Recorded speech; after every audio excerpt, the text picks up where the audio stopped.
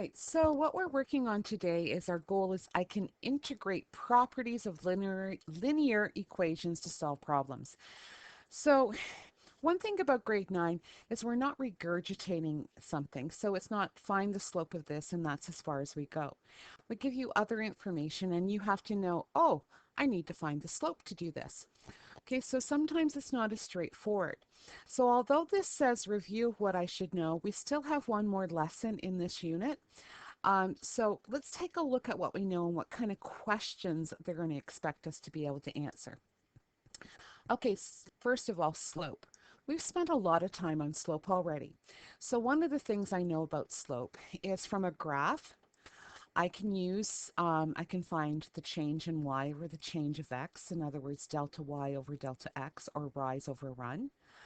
I also have the formula y2 minus y1 over x2 minus x1 when I know 2 points. I also know from the equation y equals mx plus b that the m stands for slope.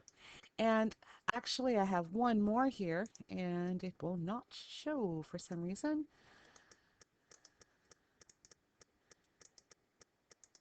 There it is. And I can find from a table of values that I can find the changes in y and the changes of x. So very similar to a graph. Okay, so I can find slope in 4 different situations. So they might not tell me which one to use, but if I need to find slope, I can do it. Okay, the other thing that we know from this unit is things called x and y intercepts. Okay, we know that x-intercept is where the graph crosses the x-axis. Y-intercept is where it crosses the y-axis. But the thing is that I need to know is that if I'm looking at the x-intercept, its point will be x0. So its coordinate has an x value and its y value is always 0. So that's for x-intercepts. And for y-intercepts, it's the opposite. Okay, so if you've forgotten which one stood for which, let's just quickly type that up. We'll do it in purple just to make life nice. So we have x-intercept.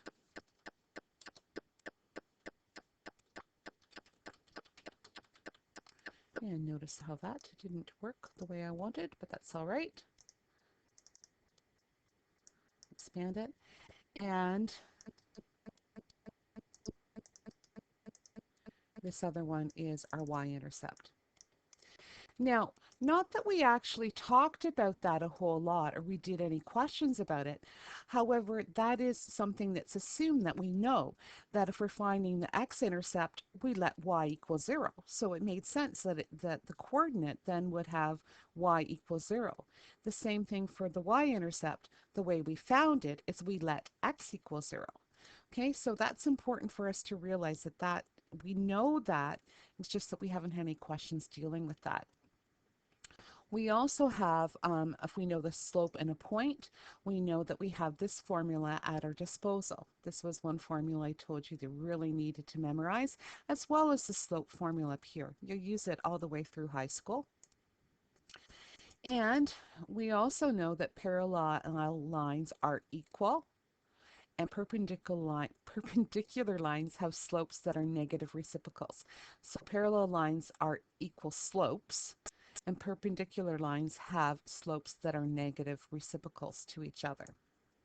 Okay, so we have all that information, which is quite a bit. And I know some people said, oh, this unit's really easy. Each little thing at a time is easy, but when we put it all together, we have to pull and choose what we want to use. Okay, so let's look at some examples. Okay, these are what I would consider thinking type questions. They're not straightforward. It requires you to pull in all those, integrate everything that you know. So the first thing that we have, it says we have an equation of a line is this. Oh no, look, they got a k there. Kx plus 3y equals 0 and passes through the point 6, negative 3. Determine the value of k. Well, what do you do in this case? It doesn't ask us to find the slope. It doesn't ask us anything about intercepts. It doesn't say anything about parallel or perpendicular. So what do I know? Well, I know I have this equation that has k in it, which I'm going to copy and paste it down here. So I have this. I also have a slope that is on it. So using those two pieces of information, how on earth am I going to find the value of k?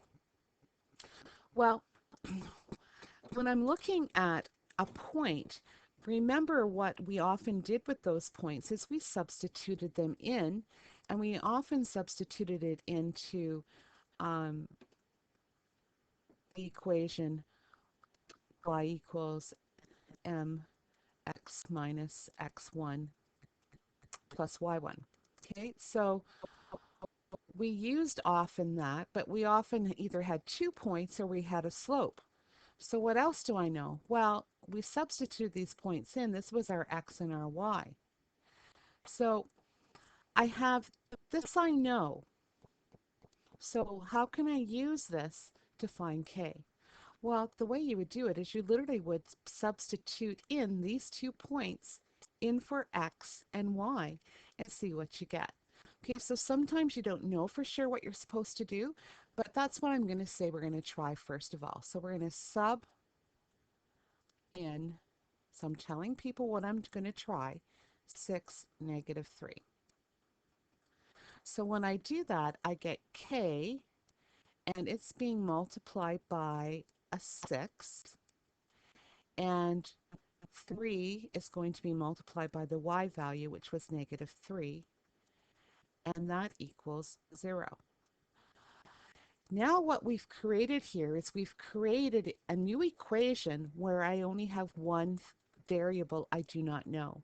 I started with 3 things I didn't know, but I was able to substitute in this point for 2 of the variables. So now it's just a matter of solving. Now I'm going to put the 6 in front of the k just because in math often we do that. So I end up with a negative 9 equals 0. Now I'm solving for k. Remember, that's what the question asks. I'm going to add 9 to both sides. So I have 6k equals 9. K by itself, remember, so we're going to divide both sides by 6.